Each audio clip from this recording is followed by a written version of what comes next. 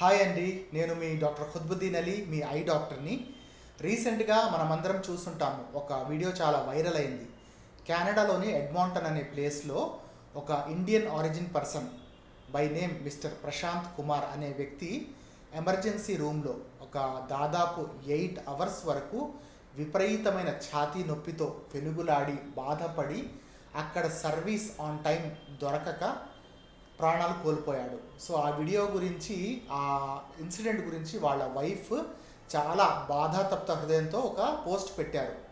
So ఆ hospital system failure వల్ల she has to lose her husband అని చాలా వైరల్ అయింది ఆ video. So that was a shocking thing to the medical community.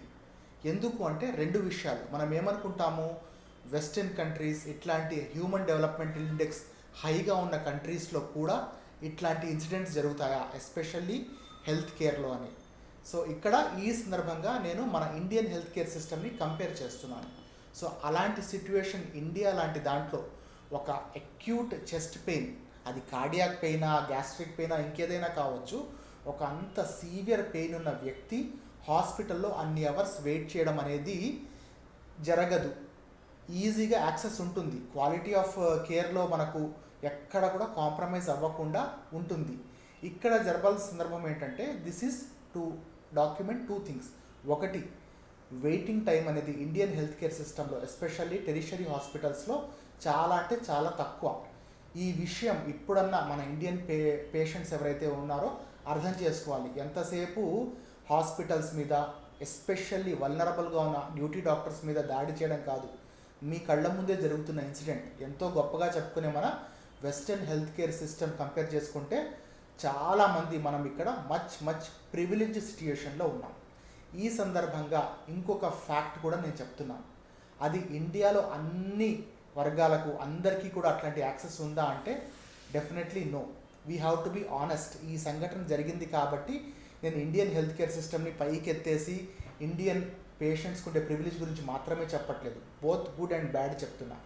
ఎప్పుడైతే కనుక మనకు రిమోట్ ప్లేసెస్లో చూస్తామో, బాగా far away from the cities, tribal areas, agency ఏరియాస్లో చూస్తే మనం చూస్తూ ఉంటాం, వర్షాకాలంలో వైరల్ సీజన్లో అట్లా డేగాల్లో మోసుకుపోతూ ఉండడం, గర్భిణీ స్త్రీలను అట్లా బోయిల్లో మోసుకుపోవడం, నది దాడుతూ ఉండడం, అంబులెన్స్ లేక శవాన్ని మనము బండి మీద, స్కూటర్ మీద చేతుల్లో మొత్తుకెళ్ళడం, ఇవన్నీ చూస్తూ ఉంటాం. That is one more harsh aspect. So 2 things. ఒకటి, ఇండియన్ హెల్త్ కేర్ సిస్టంలో ఉండే ప్రివిలేజ్ గురించి మాట్లాడుకోవాలి.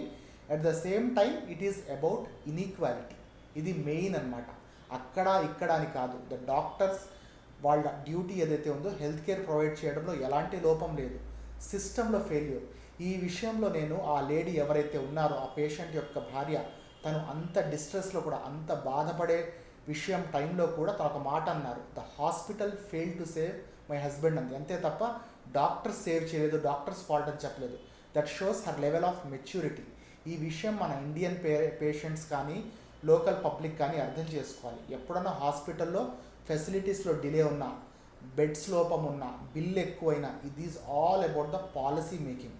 It is either of the hospital management in circumstances, లేదా majority of the thing failure of the health care system, the bureaucrats and the political సిస్టంలో ఉండే issues వల్ల. So మీరు ఎవరన్నా గట్టిగా నిలదీయాలి, ఛాలెంజింగ్గా చెప్పాలి, మీ ఎనర్జీ అంతా చూపించాలి అంటే చూపించాల్సింది హాస్పిటల్ మేనేజ్మెంట్ మీద, దానికంటే కూడా మీరు ఎన్నుకున్న రాజకీయ నాయకుల మీద, వాళ్ళ మీద మీ బలప్రయోగం, మీ అంతా కూడా ఎనర్జీ చూపించండి. డాక్టర్స్ మీద, హెల్త్ కేర్ ప్రొవైడ్ చేస్తున్న వారియర్స్ మీద కాదు. I hope this message reaches to everybody. And at the same time అర్థం చేసుకోవాల్సింది ఏంటంటే, inequality of health care and health కేర్లో ఇష్యూస్ ప్రపంచం అంతా ఉన్నాయి. ఇండియాలో మాత్రమే కాదు, కొన్ని విషయాల్లో ఇండియా చాలా అడ్వాన్స్డ్గా ఉంది. So please let's be thankful for the health care warriors who are giving their entire service, tireless, ఇట్లా ఎంత కష్టపడి చేస్తున్నారు. And whatever you have to question the system, not the doctors. Thank you.